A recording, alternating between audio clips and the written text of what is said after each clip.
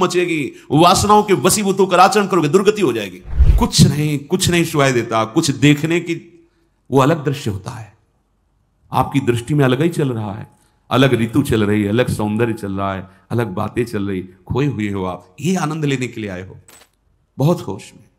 अगर हम सात्विक भोजन करेंगे, अल्प भोजन करेंगे तो विक्षेप से बच जाएंगे। जो आपका मन बार बार भजन से हटकर भोगों में जाता है, ये विक्षेप है। जो पूर्वकृत पापों से अंतःकरण मलिन है, वो क्षण में नष्ट हो जाएगा। आप एकाग्रचित होकर जो ही प्रियालाल के स्मरण, वो भस्म हो जाएगा, उसमें सामर्थ्य नहीं। ये विक्षेप बहुत घातक है।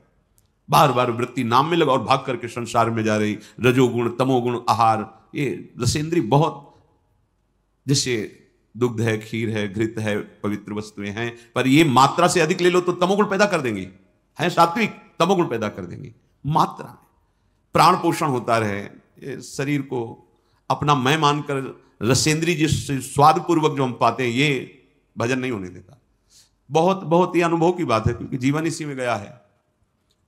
अगर हमारा भोजन सात्विक हो, अल्प है, तो आप देखो पहले जैसे एकादशी रहते थे तो स्वाभाविक उस दिन ज्यादा भजन होता था थोड़ा। तो अगर हम रोज ऐसा अभ्यास कर लें, अल्प आहार करें, देखो शांत रहेगा चित्त, बात करने का मन नहीं करेगा। और जब अधिक भोजन, तो आप भोक्ता बन करके अधिक पा रहे हैं ना, यही तो आपके सब इंद्रियों को खुला छोड़ देगा।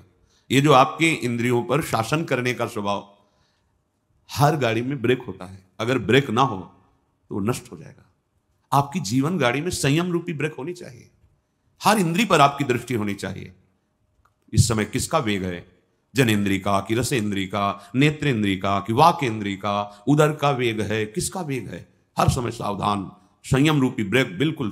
जैसे कोई भी रास्ते पे चलता है ना, तो पैर भी ब्रेक में बिल्कुल सावधान, जरा तुरंत। आप ब्रेक को भूले हुए हैं, संयम रूपी ब्रेक ही नहीं है। जो मनाया बोल रहे, जो मनाया खा रहे, जो मनाया देखा है, जहां मनाया खड़े हैं, जैसा मनाया व्यवहार कर, नहीं, उपासक का लक्षण नहीं है। सात्विक भोजन बहुत जरूरी है, बहुत जरूरी।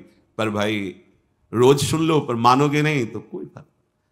अल्पाहार करो, देखो कितना अच्छा लगता है। बढ़ रहा है, चर्बी बढ़ रही, पेट बढ़ रहा है, वजन बढ़ रहा है, भजन नहीं हो रहा है। आप कहते भजन नहीं हो रहा, क्यों नहीं हो रहा है भजन? आप गृहस्थ हैं, बहुत मेहनत करते हैं, आपका ठीक है, जितना समय भजन में मन लगे, बीच बीच में नाम स्मरण किया, समर्पित कर दिया, सारे सेवा कार्य भी, वो भी भजन हो गया। समझिए, इन्हीं के राग के त्याग को वैराग्य कहते हैं, और वैरागी ही अनुरागी होता है। जगते हुए फिरे वैरागी, वृंदावन रस में अनुरागी। जब तक ये जग का मतलब हम बाहर देखने लगते हैं, यही है जग, इससे राग छोड़ो, सबसे छूट जाएगा। मूल यही है, इंद्रियों के राग, मन के राग, शरीर के राग, इसको समझो, अध्यात्म को समझो। भूल मत करो, भूल मत करो। इसको सजाने का मतलब है बंधन दृढ़ कर रहे हो, समझो।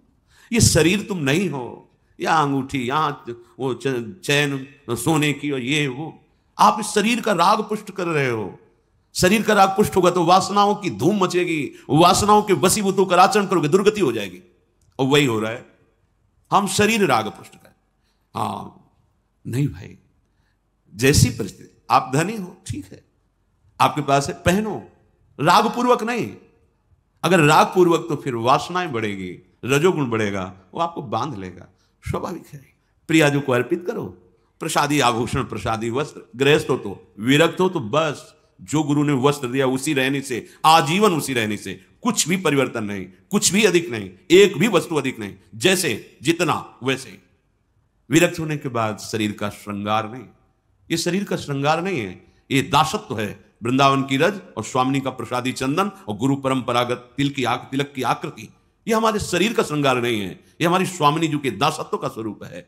लेकिन किसी भी तरह से शरीर को श्रृंगारित करना, राग को पुष्ट करना है।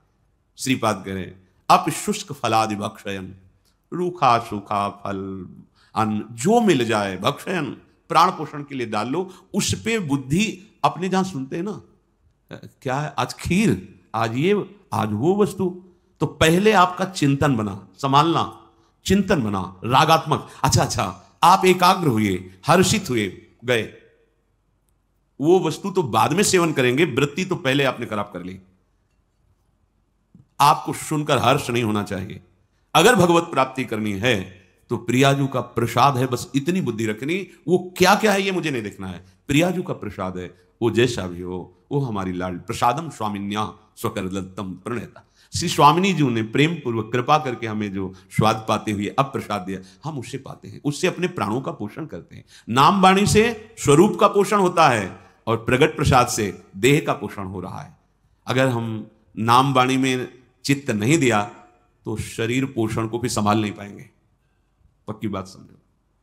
अगर हम नाम वाणी, तो फिर नाम वाणी से विस्मृत है तो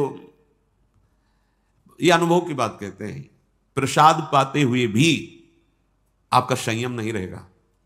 नाम वाणी सेवक शरण सदा रहे, अनत नहीं विश्राम, कह वाणी हरिवंश की कह हरिवंश। या तो भगवत लीला भरे पद गुनगुना रहे हैं, नाम मंत्र चल रहा है, स्वरूप का पोषण। अगर स्वरूप का विस्मरण तो देह भाव में विचरते हुए फिर बात नहीं बनेगी।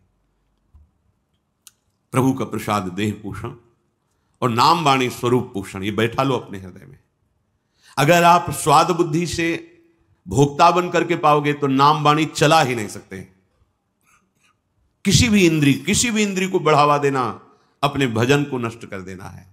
आप प्रार्थना थोड़ा समझिए, आप शरीर नहीं हैं, आप इंद्रिय के द्वारा भोगे हुई वस्तुओं के भोक्ता नहीं हैं। आप स्वरूप में स्वयं अखंडानंद हैं, स्वयं भगवदानंद हैं। आप अपने आनंद को भूलकर जो शरीर भाव से विषयों में विचर रहे हो, कभी आनंद का अनुभव नहीं होगा। आप लौटोगे तो देखेंगे आपके अंदर कोई इच्छा ही नहीं रह जाएगी, इतना अंदर आनंद भरा हुआ है। आनंद समुद्र हो तुम, कैसे समझाएं। पानी में मीन पियासी मुझे सुन सुनी आवे हांसी, महापुरुष जन कहते। पानी में मीन पियासी मुझे सुन सुनी आवे हांसी। अरे आनंद सिंधु के मध्य